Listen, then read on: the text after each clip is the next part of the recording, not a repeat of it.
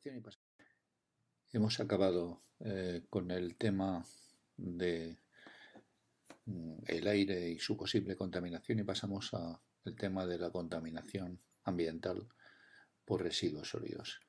No es muy frecuente esta asignatura, recordar que es ingeniería ambiental forense, es decir, tecnología ambiental forense.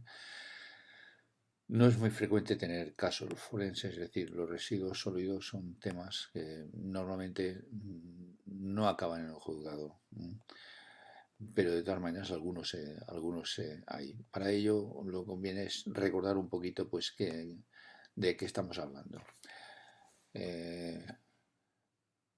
Inserto el audio y pasamos a la siguiente transparencia. En esta transparencia distinguiremos entre residuos sólidos urbanos y residuos tóxicos y peligrosos.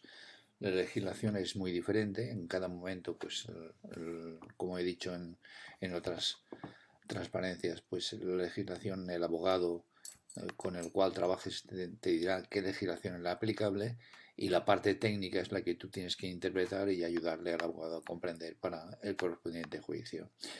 La legislación de residuos sólidos urbanos pues no es, pero la de tóxicos y peligrosos sí que pues va cambiando, va siendo cada vez más exigente y habría que estar pues el abogado que diga cuál es la que se aplica y ver entonces los datos del caso correspondiente. Bien, pasamos a la siguiente, inserto el audio y pasamos a la siguiente transparencia. Esta transparencia corresponde a una tabla de un resumen muy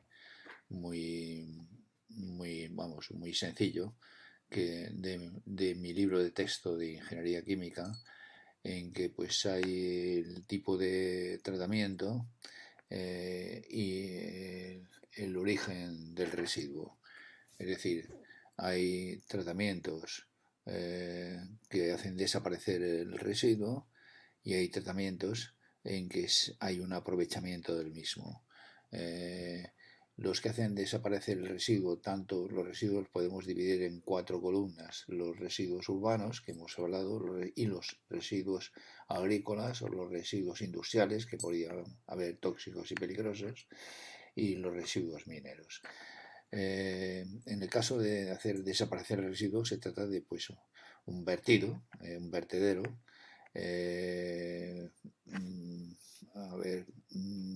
tanto o bien proceder a la incineración, si es que es posible, tanto en residuos urbanos, en residuos agrarios, como en posibles residuos industriales. En residuos mineros, el vertedero correspondiente recibe el nombre exclusivo de la minería de escombrera. España es un país minero, pero por excelencia, y hay muchos pueblecitos o sitios donde recibe este nombre escombreras, porque era una antigua mina y ha habido un pueblecito, un poblado donde vivían los mineros, que estaba al lado de la mina y al lado de la escombrera, de la montaña donde están estos residuos mineros. Recordad que en minería se habla de mena y ganga, que estos residuos serían la ganga, pero la ganga siempre tiene algo de mena, para que la mena no tenga nada de ganga en la separación, en las operaciones unitarias a pie de mina. Y esta ganga se ha convertido en algunos casos en España, que tenía minas pues de oro o de plata en su día, pues se están reaprovechando estas escombreras, porque claro, hay tecnología actual más moderna que permite de una manera económica recuperar incluso algo de la mena que estas escombreras de baja ley tienen. Un comentario al margen. Bien, en el caso de aprovechamiento del residuo tenéis ahí varias posibilidades. En el caso de los residuos, o sea, residuo en la misma forma física, transformación química del residuo, o bien obtención de energía. La misma forma física pues sería, en el caso de residuos urbanos, separación intensiva y reciclaje. Sería el caso del vidrio, por ejemplo, el papel, el plástico, es decir, lo típico de los contenedores de residuos sólidos urbanos, en que hacemos una separación selectiva y un posible reciclaje. No ocurre así con agrícolas, sí que puede ocurrir en residuos industriales y también en residuos mineros. Es una mena de baja ley y que hoy, como he dicho antes, pues hoy en día ya empieza a ser aprovechable en algunos casos. Transformación química, sí, efectivamente. El compostaje es muy importante. Se convierte en abono orgánico. Hay empresas que se dedican al compostaje de los residuos sólidos urbanos, igual que de los residuos sólidos agrícolas. El compostaje. O bien en el caso de los residuos agrícolas, pues también existe la pirólisis y la hidrólisis para obtener productos químicos, un tratamiento químico. Y lo industrial pues serían tratamientos específicos. Y la obtención de energía evidentemente se refiere pues a la incineración con recuperación del calor o bien hacer briquetas de combustible, en fin, etcétera.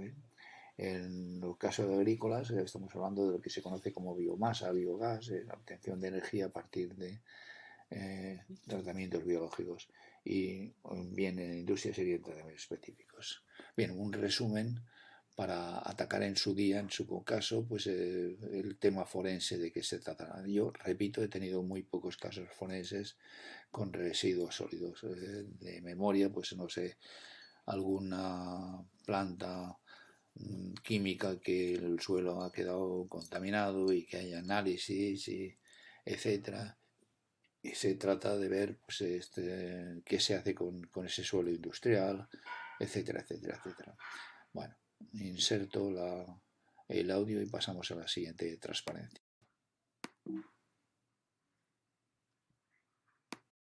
En esta transparencia os recuerdo que las aguas residuales se suelen caracterizar por varios parámetros. Los principales los he indicado en la transparencia, o se lo podemos encontrar en análisis de aguas residuales en actividad forense, es decir, que tengamos que trabajar con ellos, y donde se expresa pues que materia en suspensión, es decir, un agua residual que ya se le ha retirado prácticamente todos los sólidos, etcétera, le quedan partículas en suspensión, y ese es un parámetro importante, ver cuál es la cantidad que tiene todavía, materia en suspensión.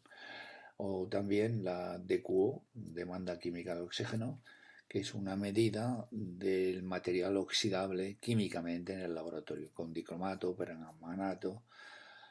Una medida también interesante es la llamada demanda biológica o bioquímica de oxígeno, 5, porque es un ensayo que con 5 días es suficiente la degradación que ha habido, y es de la materia residual soluble presente en las aguas, aquella que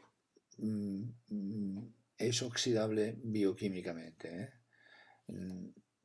Entre comillas, si fueran las mismas unidades, la DBO5 sería inferior a la de QO. La de QO es lo que es oxidable químicamente. Aquí es la materia que es biodegradable. La DBO5. Y con 5 días, repito, con un ensayo de 5 días es suficiente para tener una idea de la presencia o no de materia biodegradable. Otro parámetro, el acrónimo sería SS, sales solubles, es decir, la presencia de sales solubles, porque claro, repito, las sales solubles, es decir, las sales en que el anión puede ser cualquiera de los habituales, cloruros, sulfatos, nitratos, pero el catión es sodio, potasio, es decir, un catión que es totalmente soluble, no tienen tratamiento. Es decir, no sé si ha aparecido, pero aparecerá, y veréis que yo recomiendo en tecnología ambiental, en problemas ambientales, pues fijarnos en lo que hace el planeta, y se trata de intentar copiar, pero copiar con ventaja. Es decir, estamos en el siglo XXI y podemos ver con la tecnología disponible, pues si se puede, lo que hace el planeta, pues mejorar. Y las sales solubles el planeta las vehicula al mar, o las vehicula a un lago salado, es decir, a través de lo que llamaríamos ríos salados. Y por lo tanto, ese sería entonces en cualquier agua residual es importante este parámetro de sales solubles para ver qué se puede hacer con ellas. Otros parámetros es la presencia de la cantidad de fosfato presente, bueno, el fósforo, pero expresado, bueno, es expresado como fósforo, pero es fosfatos, o etcétera, o la cantidad de amonio, es decir, amoníaco soluble o bien el catión amonio, etcétera. Y bueno, luego otro parámetro importante desde el punto de vista de toxicidad es la materia inhibidora, es decir, un parámetro que mide la toxicidad de esa posible agua. Bien, inserto esto en otras partes del máster, lo habré explicado igual o con más detalle, simplemente un recordatorio de que son temas que al hacer un dictamen forense, pues el ingeniero ambiental debe estar familiarizado y moverse con soltura en estas posibilidades. Bien, inserto la transparencia y pasamos. En esta transparencia os recuerdo que es muy interesante desde el punto de vista forense y también para cualquier otro trabajo ambiental, recordar que las empresas tienen que presentar una documentación que va cambiando, pero a fin de cuentas es una declaración anual del uso del agua, en lo que sería un balance de agua. Y siempre es muy interesante disponer de esta documentación de los distintos años, etcétera, etcétera. También, asimismo, una declaración anual de residuos, que suele ser adicional, todos los otros residuos adicionales que no es agua, y que además esa declaración anual contiene también otra información de proceso, de materias primas, de operaciones vinculadas y sobre todo el destino de los residuos, bla, bla, bla, bla. Y es información muy interesante para el experto forense siempre que tenga un caso en que de este tipo ambiental y que se habla de aguas residuales o de residuos. Bien, estos son documentos, inserto la transparencia y pasamos a la siguiente.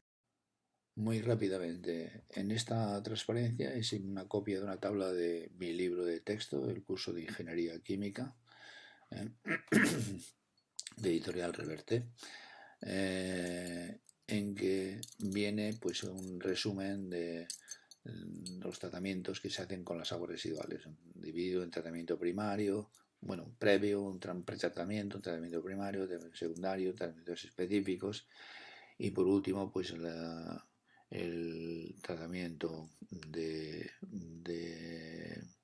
desinfección, ¿no? De tal.